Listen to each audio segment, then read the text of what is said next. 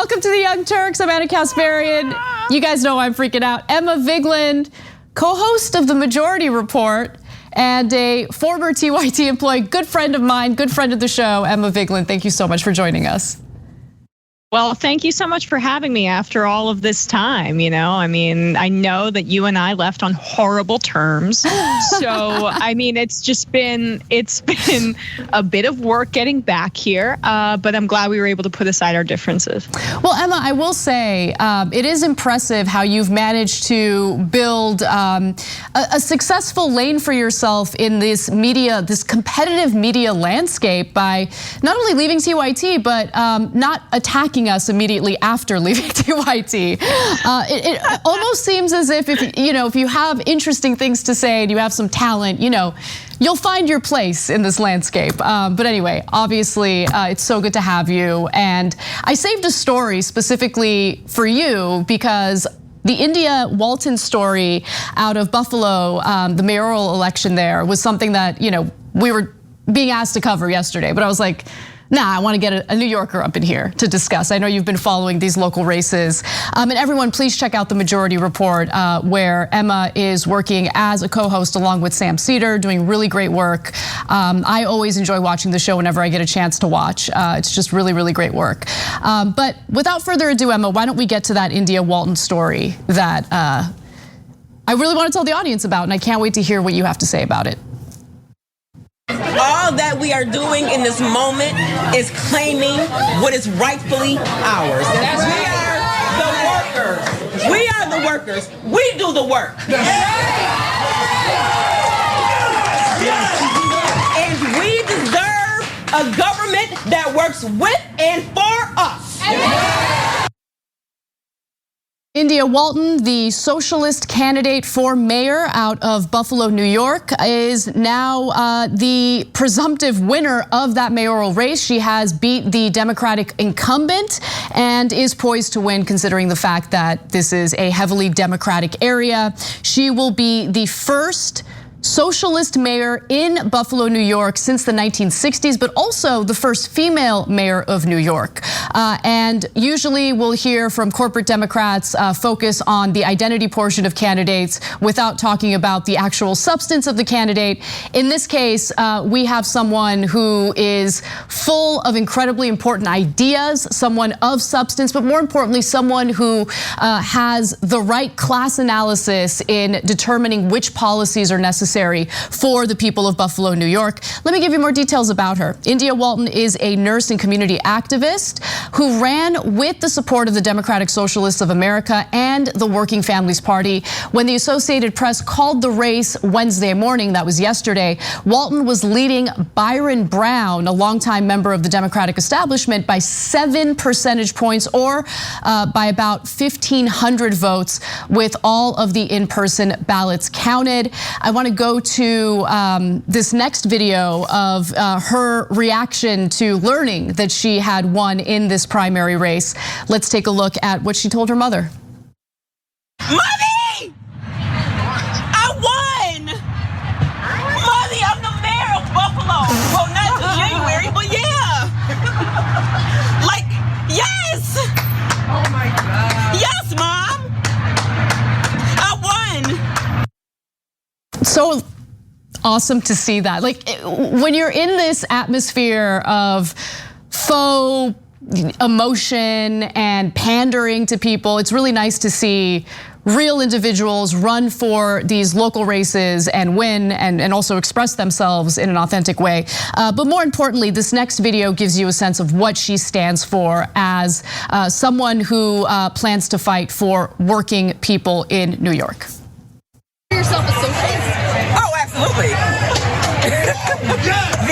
The entire intent of this campaign is to draw down power and resources to the ground level and to the hands of the people. And when we think about socialism, we're perfectly fine with socialism for the rich. We will bail out Wall Street and banks and give $1 billion in tax incentives to one of the richest people in the world to build an empty Tesla factory in South Buffalo. And when it comes to providing the resources that working families need to thrive, socialism becomes scary at that point. So I'm very proud to be a Democratic socialist. I am proud to have the support of Buffalo DSA and National DSA. So Emma, talk to me a little bit about what the reaction was among the left in New York as we learned about India Walton winning this primary race in Buffalo. Yeah, I mean, so we're here in New York City where it was incredibly deflating that Eric Adams is very much likely going to be the Democratic nominee for mayor, which means that he will probably be the mayor. He used to identify as a Republican. He doesn't even necessarily live in New York. We're not exactly sure. He has multiple tax evasion potential issues. He's a former cop who ran on a tough on crime stance. He was one of two candidates who did not commit to reducing police funding, him and Andrew Yang. And so his apparent victory was quite deflating for us here in New York City. But when you go and look at Buffalo, it's a town that has in the past few decades just been ravaged by outsourcing of jobs and the kinds of neoliberal politics that have hurt a lot of other parts of the country, particularly in the Rust Belt. So it's very reminiscent of a lot of those cities there. And so seeing a socialist, an unabashed socialist, win in that primary, and by all accounts, it was due to classic, just grassroots campaigning, similarly to the ones that we've seen in other upsets of incumbents, on the federal level with Jamal Bowman and Ocasio-Cortez here in New York. But there is something brewing here, right? I mean, in New York, yes, a party machine boss type guy, and Eric Adams likely won the primary, and that's a huge blow. And I mean, I'm saying this now, if you read reporting in New York Magazine and others, I mean, there are significant potential illegalities behind the scenes about this guy. I mean, wow. I'm not necessarily sure. Yes, so I literally just did an interview on it. That's why it's so fresh in my mind. I think this is going to be a very plagued by scandal administration. So if he gets to office, but with India Walton, that's the kind of stuff where you go, we are making progress. And on the biggest stages, it may be difficult because there's so much money here in New York that's going in the other direction in a big city like New York City, obviously. And I know in LA you face the same thing, but we're chipping away, and a lot of that is due to grassroots organizing in places like DSA, who have been, unfairly besmirched by the online left that doesn't actually represent the left. Yeah, I'm glad that you mentioned that, because for anyone who's actually interested in what's been working on the ground, I think the New York DSA has been incredibly successful in organizing, in canvassing, and ensuring that in these local races, they get their candidate in. And it's really nice to see it, because while you're absolutely right in regard to New York City's mayoral race and how deflating that can be, it's important for the left, the organizing left, to post their W's, right? And by the way, DSA has a Twitter account called DSA Posts its W's, and I love it because there is a path to victory, but it requires actual work on the ground, actually listening to some of these organizers who have done this many, many times and know exactly how to get people involved, how to persuade people, how to canvass, all of that. So look, the media is an important element to the left in regard to keeping people informed and making sure that we at least boost various organizing efforts when we get the opportunity to.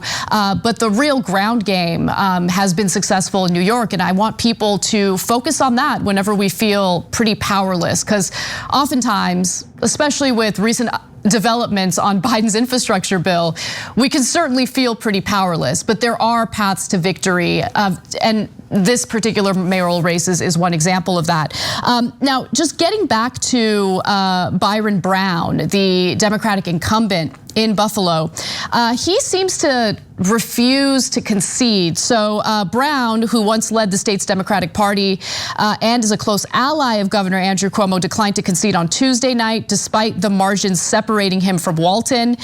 In fact, he says, we're going to make sure every single vote is counted. And then when it became pretty clear that every vote, I mean, once every vote is counted, she's still gonna be the person who beats him, beats everyone in the Democratic primary. He kind of switched his messaging over to, well, I'm not gonna concede, I'm gonna make sure that people can write my name in during the general election, which takes place in November. But it seems like it's good day and good luck for him. I mean, it seems like it's pretty much over.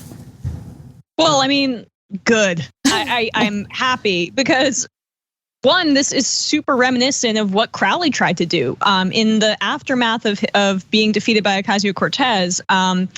He conceded, and the media goes, "Oh, he played the guitar. Thank you so much for being so gracious." And then, like 2 weeks later, he's like, maybe I'm going to run on the Working Family Party's ticket, and I'm going to sap votes from her, even though it was a heavily blue district and it wouldn't matter anyway. But because he was endorsed by the Working Families Party, there's a thing in New York where you could potentially vote for a candidate on that ballot, even if they're both a Democrat and ran in the Democratic primary. And so this is very New York. It's very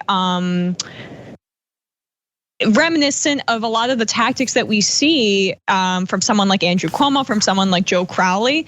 In many ways, it's super retrograde here because it's an entirely blue state. And so it enables old school party boss type politics where people play extremely dirty. Yes. And so why I'm trying, and I know California is very similarly, and as we saw with Alex Morse, Massachusetts is similar. So when you have these big states where they're traditionally very blue, it creates corruption in and of itself because there's not really an opposition. Not that I want Republicans to win, but because it creates its own ecosystem, and then you have corruption in many different ways. So luckily, though, I doubt that this will be successful. It's probably just, he's feeling a little bit butthurt, and this is, one of the tactics that he's toying around with. Yeah, definitely. And one other thing I wanted to draw a little bit of attention to, because what you said about the money pouring into New York City's mayoral race made me think about how, it seems like the corporate Democrats, the neoliberal wing of the party, certainly neglected the mayoral race in Buffalo. But had they been paying closer attention to it, if they had injected more cash into defeating Walton in that race, I think they could have probably been successful in that because we've seen just how powerful money in politics really is. We're also seeing something really interesting in Ohio's 11th district. That's the race that Nina Turner is running in. She's trying to win that congressional seat, and she has a massive lead over the corporate Democrat in that race, who was just endorsed by Hillary Clinton. And why did Hillary Clinton endorse her? Well, because the corporate ring of the Democratic Party realized that Nina Turner had this massive lead and they needed to get involved immediately. When they're ignoring it, that's when progressive candidates can really succeed. And so immediately after that endorsement by Hillary Clinton, you see corporate money flowing into that race. Cenk thinks that it's already too late, but I do think it's an interesting case study to see what happens when corporate Democrats are distracted by a myriad of other things and actually allow democracy to, play out without the government, not the government, without the corporate corruption and lobbying taking place. Yeah, certainly. And that race is interesting too, because Nina Turner obviously had a lot more name recognition than the standard, DSA endorsed candidate that's going to be coming into a Democratic primary. So their guard was probably already up. But on the flip side, it's also beneficial to Nina because she's got that name recognition. And then, on that day that Hillary Clinton endorsed her opponent, she broke her single day fundraising record. Yep. So speaking of Jamal Bowman earlier in the segment, Hillary endorsed Elliot Engel, who was the incumbent. Bowman won. I think she did the same thing to Crowley. AOC won. Let's hope it's the kiss of death.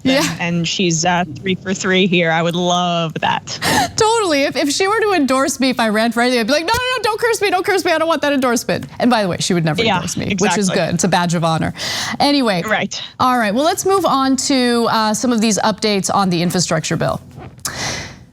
Joe Biden has reached a deal on the infrastructure proposal with a group of bipartisan senators. And while it's being celebrated as some progress in the corporate media, I would argue that this is actually a pretty bad sign, even though Biden would have you believe that he's going to continue fighting for the very things that he conceded on in this infrastructure bill. So first, let's go to this video of Joe Biden addressing the press on the deal, although with not many details.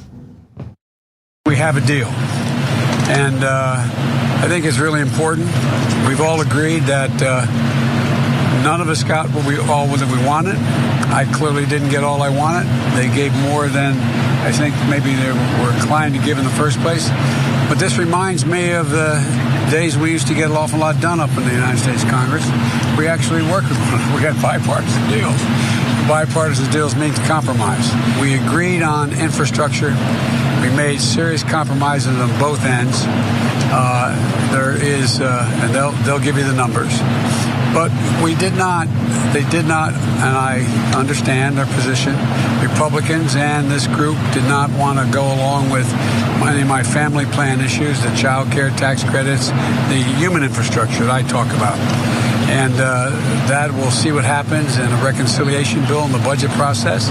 If we can get some compromise there, and if we can't, see if I can attract all the Democrats to a position. If you watched that video and didn't feel absolute doom, you're not paying attention to what's going down in politics. Because what he's referring to there regarding bipartisanship is all about working with the party that Democrats described as a massive threat to this country. They campaigned against Republicans as if they are the worst of the worst, people who pose a threat to all of us, which actually, in a lot of ways, I agree with. But then they turn around and talk about the importance of bipartisanship. No, how about representing what the majority of American voters want? Okay, never mind the Democratic voters who showed up, turned up, and voted for Biden, and also the two other Democratic candidates in the Senate runoff races in Georgia. How about ignoring the obstructionist right wing in Congress and actually delivering to the Republican voters who find your infrastructure bill, your original infrastructure bill, incredibly popular? It's not just Democrats, it's not just independents, it's Republicans as well. And for some reason, we keep hearing from Democrats that we need to capitulate to the very individuals that they described as a massive threat to our lives during the last election. It's ridiculous. Yeah, I mean, so there are a lot of scenarios about what could play out here, right? And, the first of the things is, Biden has throughout his entire career fetishized the Senate and Senate process, which includes bipartisanship. And that's also why he is not pushing hard to end the filibuster while he's still kind of virtue signaling. I hate to use that term, but Democrats fundraise all the time off of gun violence and off of police brutality. And, Biden saying he's not going to do anything by executive order. Okay, well then you need to pass legislation that can pass through the 60-vote filibuster. And so if you're not addressing that, then I don't really want to hear anything about gun control or climate change or anything like that. But this you can pass via 50 votes, via the reconciliation process, because it pertains to the budget infrastructure. And yet Biden seems to be going through this entirely unnecessary process where he is just saying that we should do a bipartisan bill. Well, why? I mean, I don't get it. I don't get it whatsoever. But the point, Jesus, my mom's calling me. The point is that I mean, there is potentially some sort of plan in place, right? Pelosi's saying that she's not going to vote on this bipartisan bill unless there are two bills, the bipartisan bill and the reconciliation bill, unless they both pass the Senate. And Biden is saying the same thing. And the reconciliation bill would contain climate proposals, right? But I mean, I don't trust them. That's the problem. Right. If that were the case, and they're going to do two bills, one, and they're just going to handle infrastructure through the bipartisan process and then do a separate reconciliation bill, I'm like, okay, great. Then we have two bills. But I don't believe you. I believe that they will eventually, as is their way, cave, and then they'll have one bill. Yep. And the one thing that's really saving them from themselves here is that Mitch McConnell is an obstructionist, and he is probably, if Biden signs on to something, not going to say yes to it just because Biden signed on to it.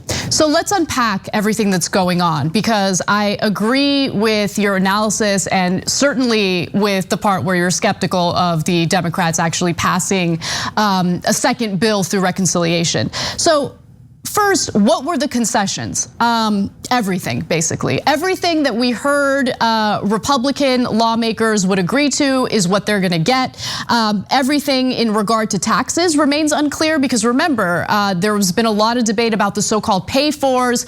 Republican lawmakers wanna put the onus on American workers to essentially increase our gas tax and make sure that that regressive tax is implemented so corporations and the wealthy don't have to increase their taxes. Biden says that he will not, under any circumstance, sign on to that. So even today, with this announcement of a bipartisan agreement, we still don't know what they have agreed to in regard to the pay-fors. So there's that. Also, remember, Biden had called for quite a bit of funding for this infrastructure bill to the tune of $1.7 trillion. Well, the pared down plan, the bipartisan agreement, with $559 billion in new spending, has rare bipartisan backing and could open the door to the president's more sweeping $4 trillion proposals. No, it won't. Later on, this is according to the Associated Press, the senators have struggled over how to pay for the new spending, but left for the White House with a sense of confidence. So that should be reassuring to you all, right? That they left the White House with a sense of confidence that they'll figure it out. To me, that is a foreshadowing of regressive taxation to come, because there's no circumstance under which 10 Republican senators would sign on to legislation that would increase taxes on the rich. So I'm actually skeptical that this bipartisan agreement is actually going to go through.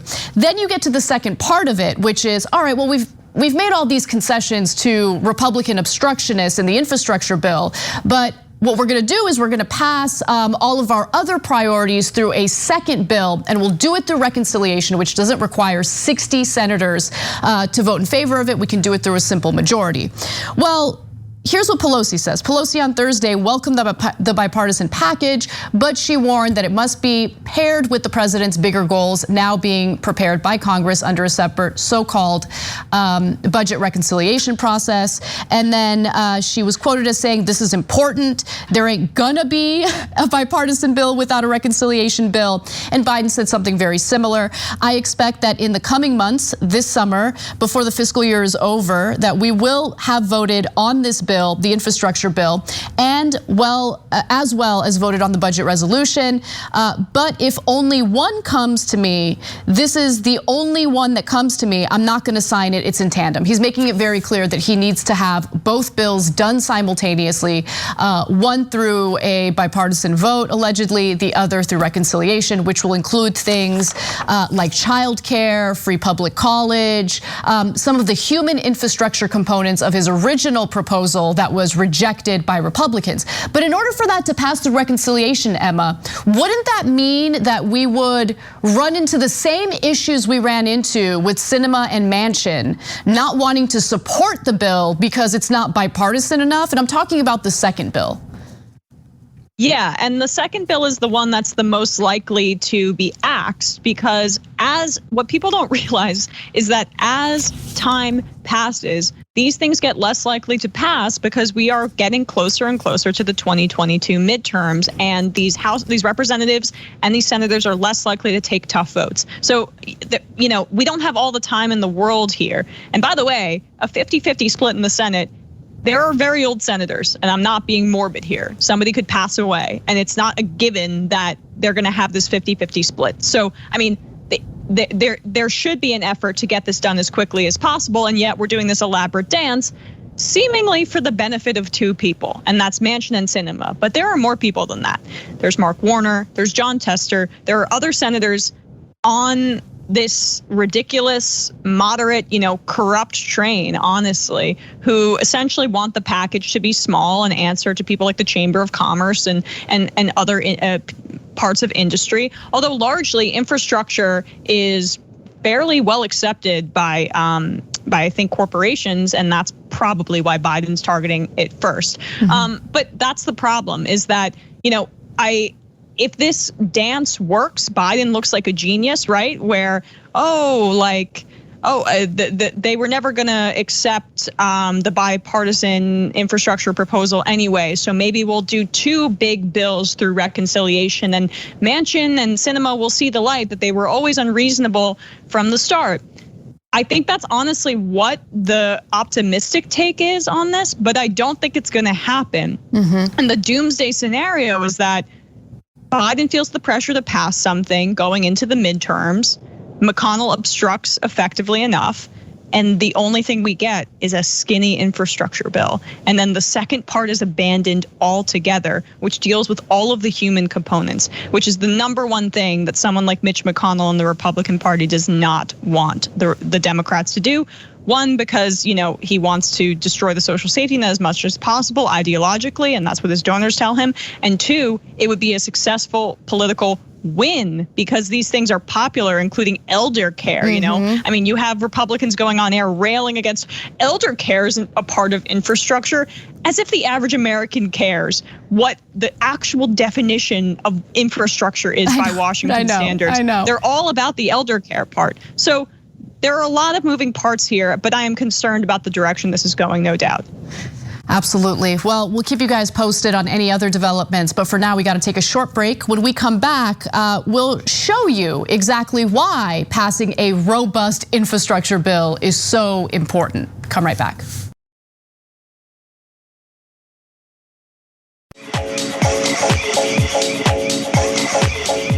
Welcome back to TYT. I want to give a special shout out to Susan Green, who she's actually, for lack of a better word, my coach, and she's a big fan of yours, Emma. So I had to let her know that you were co-hosting the entire show with me today, and she's super excited. So shout out to Susan Green. Susan? Yeah, she's a great person. I met her through Michael Brooks, and she's become a really important part of my life. So the fact that she's a fan of yours says a lot about her, and vice versa. So, well, the fact that she was friends with Michael says a lot about him, and I recognize where I'm sitting. So, hi, Susan, and we knew a great person. Yeah, definitely.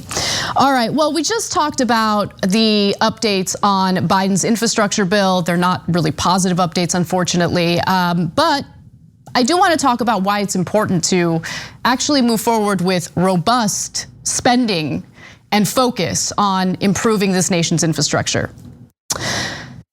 A pedestrian bridge collapsed and crashed down onto traffic onto the DC 295 in Northeast Washington, DC. At least 5 people were injured. Luckily, no people died as a result of this, but it was a stark reminder of this nation's crumbling infrastructure. In fact, we do have a few videos to show you of what happened, and keep in mind that this is a bridge that had some structural issues based on some recent inspections that were done. And there are bridges like this all across the country that have been neglected, that are in dire need of repairs, dire need of federal spending in order to repair them. And in the meantime, you have Congress literally nickel and diming the kinds of projects that need to be done through these negotiations on Biden's infrastructure bill. Now, without further ado, take a look at this dash cam video of the bridge collapsing. Oh! Whoa! Oh my goodness! Oh my goodness! Bro, this cannot just be happening. And ABC News did a pretty good report detailing how this likely happened and what the issues were in its most recent inspection. Take a look.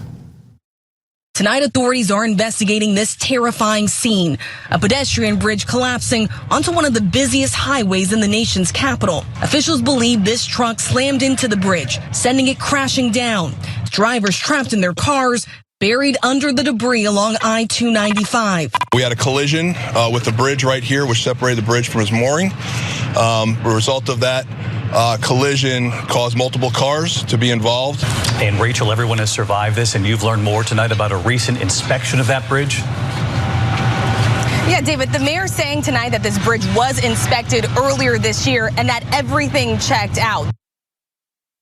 I mean, we're so lucky that no one was killed in this awful bridge collapse. And just to give you some more details about the inspection that I've been referring to, the bridge received a 4 or poor rating after it was inspected in February. So it was inspected in February and they realized, oh, it's a little compromised. But we're still using the bridge? Like, why hasn't the bridge been like shut down until they do the repairs at least? I mean, we're lucky that no one got killed. It had declined on a national scale that rates bridges from 0 to 9 from February of 2019, when the bridge had been given a 5 or a fair rating. A rating of 4 is the threshold that prompts a multi-year planning process to replace the bridge. I mean, richest country in the world, Emma, but once you realize that a bridge isn't structurally sound, you need to trigger a multi-year planning process before anything gets done. That's America. Great. Yeah, and it's when you say that, that's the kind of bureaucracy that triggers conservatives, like, oh, the government can't get anything done, right? I mean, that's the kind of thing that they would say. But the reality is that it's not the government in and of itself, it's what the government chooses to fund. And the same conservatives that would say that would be outraged if we were to slash the military budget or adjust our national priorities about what kinds of money we give out to things, right? I mean, oil subsidies is another good example. It's not that much money. Our military budget is, though. And if we just allocated or reallocated a fraction of that money, we could inspect and maintain those bridges at a much quicker pace. And that's not the only bridge. That's far from the only bridge that has some of those structural issues and implications. And the American Society for Civil Engineers, they do, I think, every 5 years, some sort of grading process for each country or our country at the very least, in terms of the rate of infrastructure and what it is comparably to the rest of the world. We upgraded from a D+ to a C-. So did we really? Richest country in the world. Sorry? Did we even do that? I'm actually shocked that there was any improvement. I'm surprised too, but I mean, some of these statistics are shocking. There's a water main break every 2 minutes in the United States. 43% of our public roadways are in poor or mediocre condition. Yeah. And we're really a country that's terrible at being proactive about anything. We're not proactive about our health care. We essentially wait for an emergency to happen and then, okay, don't worry, you have to pay $30,000 in medical bills because we don't provide health insurance for you, even though it would save the country a ton of money for us to give you that up front. You're just gonna have to pay for it yourself. We did this in Katrina. We do this all the time. We allow for disasters to happen, and then we say, well, none of this could be prevented. Well, if we were proactive and we decided to shift our national priorities in a way that made sense, stuff wouldn't happen. Yeah, no, I absolutely agree with you. We had a very similar mindset in researching for this story because I wanted to look into where the United States stands relative to other developed countries regarding infrastructure. And the World Economic Forum regularly puts out its list of infrastructure in the developed world. And here's what we know. So, first off, if you look at the list of total developed countries pertaining to infrastructure, we're all the way down at 13. If you look at this graphic that was put out by the OECD and then published by the Washington Post, China actually spends a lot more money on its infrastructure than we do. About 5.5% of their GDP is invested in infrastructure, whereas in the United States, it's a little more than 0.5% of our total GDP being invested in infrastructure, transportation infrastructure specifically. So I want to be clear about that. But when you look at the World Economic Forum, here's what they know. For water and electricity utility infrastructure, the United States actually ranks number 23rd in the forum scores. On transportation, the forum score takes into account 8 measures, rating the United States number 12 globally. The United States falls behind on the railroad score. The forum measured the number of miles of railroad track per square mile in each nation, rating the country at number 48. So, to me, the most concerning is our utility infrastructure. I mean, we're seeing how that's playing out in a privatized, deregulated model in Texas. Our water infrastructure is clearly incredibly damaged to the point where not just Flint, Michigan, but many municipalities throughout the country have unsafe levels of lead in their drinking water. So, when we hear members of Congress and President Joe Biden applaud themselves for reaching a bipartisan deal on the infrastructure bill that's nothing more than this incredibly watered down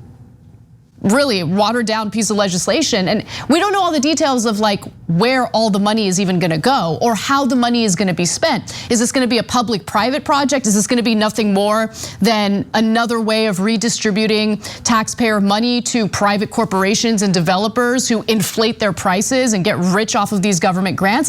I wanna know how it's gonna be carried out. We don't know yet. But I do wanna provide a different perspective as well, because it's important, right? So members help to make this show happen. We read our members' comments and we take them to heart. Stiff Upper Lib writes in and says, here's how I see it. There are not enough progressives in Congress. I'm sorry, but the numbers are not there. I just do not think that Biden had much of a choice about the infrastructure bill, meaning he didn't have much of a choice but to essentially concede to what the Republican senators were demanding. Too many Republicans, along with two demos, we know who they are, were blocking any chance for a $2 billion bill to pass. It's their fault, not Biden's.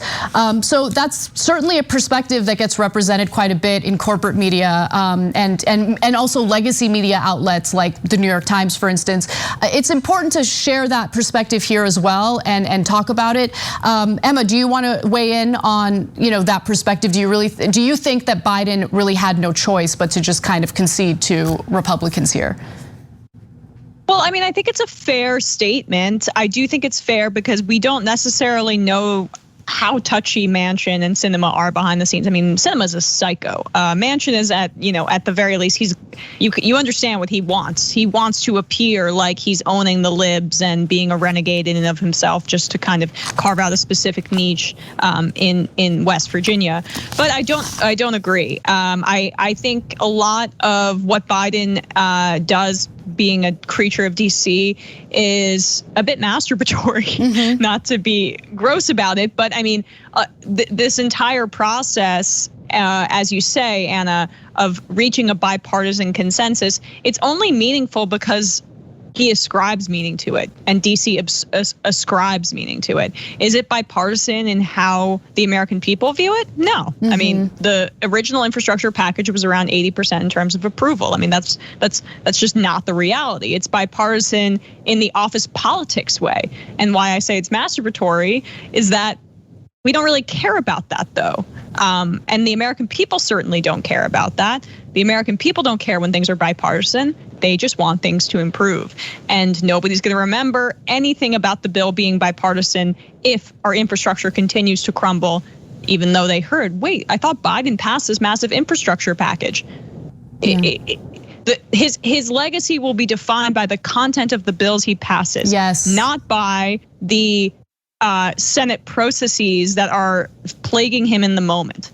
No, I don't know, Emma. I mean, I do see massive groups of people discussing the importance of maintaining the legislative filibuster in the Senate. I mean, it's big water cooler conversation these days. Everyone's really talking about it. Because what would the Republicans do? What would the Republicans do if you took away, I'm sorry, just really quickly, what would they do if you took away the filibuster?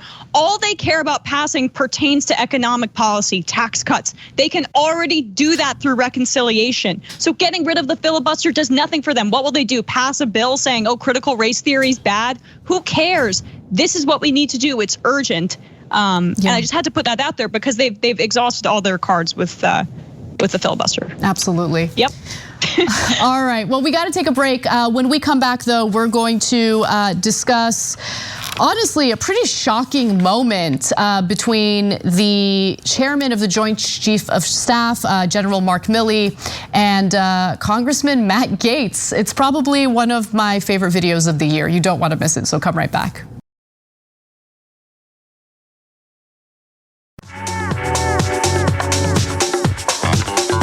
Welcome back to TYT. I need to tease our bonus episode today, starting with a super chat comment from Ted Cruz Wedgie Dragon, who writes in and says, gotta give love to TYT and Majority Report for rubbing more ice on Crowder's toesies. That made my week. Plus, I got a surprise raise this week. Congratulations, Wedgie Dragon. That's amazing. Ted Cruz Wedgie Dragon, let me be specific. That's amazing. Yeah, I'm super excited for your raise, but also in our bonus episode today, you think I'm not gonna talk about the whole Steven Crowder thing with Emma? Of course I am. Of course. I mean, are you joking? It's all I've thought. I've literally had trouble sleeping this week because I keep thinking about it. I didn't realize how much I needed that. It totally changed the tone of the rest of the week. So, and how much work went into it, where we had to pre-record the show and pretend it was live, and it all paid off so well. Okay, bonus episode, okay? So become a member, click that join button if you're watching us on YouTube. For now though, we're gonna get to our next story. So, during a House Armed Services Committee hearing to discuss the budget for the Pentagon in 2020, or 2022, I should say, Matt Gaetz decided to essentially use it as an opportunity to continue fighting on with the latest right-wing culture war talking point. This time, of course, about critical race theory, seemingly the only thing right-wing media and right-wing lawmakers care about as Americans are literally suffering with poverty, with illnesses, with homelessness, and a whole host of other issues that they'd rather not discuss. So what exactly did Representative Matt Gaetz ask to Lloyd Austin, Secretary of Defense? Let's watch. In my previous discussions with service members and particularly officers, the number one issue that they raised to me with concern, often unable to speak publicly for fear of the type of retribution that Lieutenant Colonel Lohmeyer faced, they say that your stand down regarding extremism did not help our military, it hurt the military. And I want to share with you that perspective, that it caused service members to otherize one another. It impaired group cohesion. And interesting to me is that I've heard those sentiments most frequently from units that are majority minority. How should the Department of Defense think about critical race theory? So that was the question. It's important to understand how he framed it. Lloyd Austin did answer the question. I think he gave a pretty great answer. But what really got a lot of attention, by the way, he asked that question to Lloyd Austin, who's black. I think that's a relevant part of the story, right? So here's Matt Gaetz essentially continuing on with his incredibly ignorant and uneducated theories about critical race theory, something that he knows nothing about. The right wing oftentimes will get asked what critical race theory is, and they never have an answer because it's not really about the substance of the matter. It's about engaging in the culture war to distract from everything else that's going on in the country because they have no solutions, people. We all know this. What really got a lot of attention was how the chairman of the Joint Chiefs of Staff, Mark Milley, responded. Let's take a look. On the issue of critical race theory, et cetera, I'll obviously have to get much smarter on whatever the theory is. But I do think it's important, actually, for those of us in uniform to be open-minded and be widely read. And the United States Military Academy is a university. And it is important that we train and we understand. And I want to understand white rage, and I'm white, and I want to understand it. So what is it that caused thousands of people to assault this building and try to overturn the Constitution of the United States of America? What caused that? I want to find that out. I want to maintain an open mind here, and I do want to analyze it. It's important that we understand that because our soldiers, sailors, airmen, Marines, and Guardians, they come from the American people. So it is important that the leaders, now and in the future, do understand it. I've read Mao Zedong. I've read Karl Marx. I've read Lenin. That doesn't make me a communist. So what is wrong with understanding, having some situational understanding about the country for which we are here to defend. And I personally find it offensive that we are accusing the United States military, our general officers, our commissioned, non-commissioned officers of being, quote, woke or something else because we're studying some theories that are out there. That was started at Harvard Law School years ago, and it proposed that there were laws in the United States, antebellum laws prior to the Civil War, that led to a power differential with African Americans that were 3/4 of a human being when this country was formed. And then we had a Civil War and Emancipation Proclamation to change it. And we brought it up to the Civil Rights Act in 1964. It took another 100 years to change that. So look it, I do want to know. Wow. I wouldn't have expected that exchange. Obviously, I'm very critical of the military and, and when I say military, not the soldiers, but specifically what the Pentagon and the State Department has engaged in over the last several decades, the insane amount of our money and resources going toward a bloated Pentagon budget. But that exchange was pretty incredible. And Emma, before I go to you, I just want to indulge the audience in a moment that was just so nice to see. One more video for you.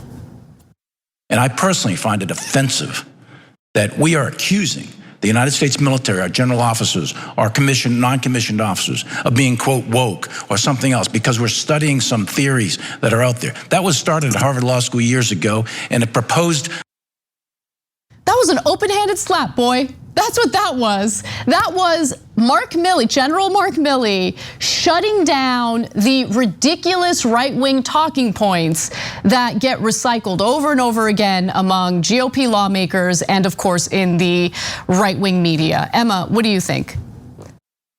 Well, I mean, it was incredibly gratifying, right? Look at that big head shaking itself. I mean, I obviously I'm in favor of a lot of what was said there. And, I think the thing about critical race theory and the way you need to understand it is that it's really just a placeholder for Republicans to talk about any type of education that doesn't indoctrinate young people to being good little white capitalists who don't really question anything. Right. And don't question their place in the world and don't question why their black or brown classmates don't feel a certain way. And as you said, no one really understands what it is. And so anybody who may be on the fence, to hear that coming from somebody in a military uniform, it has an authoritativeness, and it's not, some DSA member, not saying that in any pejorative way, but it's somebody who holds that position and doesn't traditionally speak that way.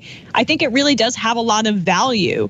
And it's a good thing that someone like him is saying these things, because not just because critical race theory is just this entirely manufactured BS by Fox News that they forced into the national conversation, as they often do, where they've decided that this tests well. I mean, this is how they do things. They test it with a focus group. This triggers a certain amount of Republicans or some of their viewers, and then they decide to run with it, and that's what they've done. And then it goes downstream, and you have someone like Matt Gaetz asking these questions of government officials, which is just not at the forefront of anything that should be asked in terms of relevance to the American people. But also because then you get people like Laura Ingraham who are turning on the woke CIA and that other thing. That's what Tucker Carlson is. And, maybe we should defund the military because this is how they feel. Deal. You are triggering the libs so much that it pains me to say that, right? You would really hurt my feelings if you cut military spending and cut from the CIA and cut from the FBI. You would trigger me so hard, Laura Ingraham, if you were to do that. I mean, please don't. Yeah, I mean, and just going back to what you said about the authoritative nature of, General Mark Milley making that statement.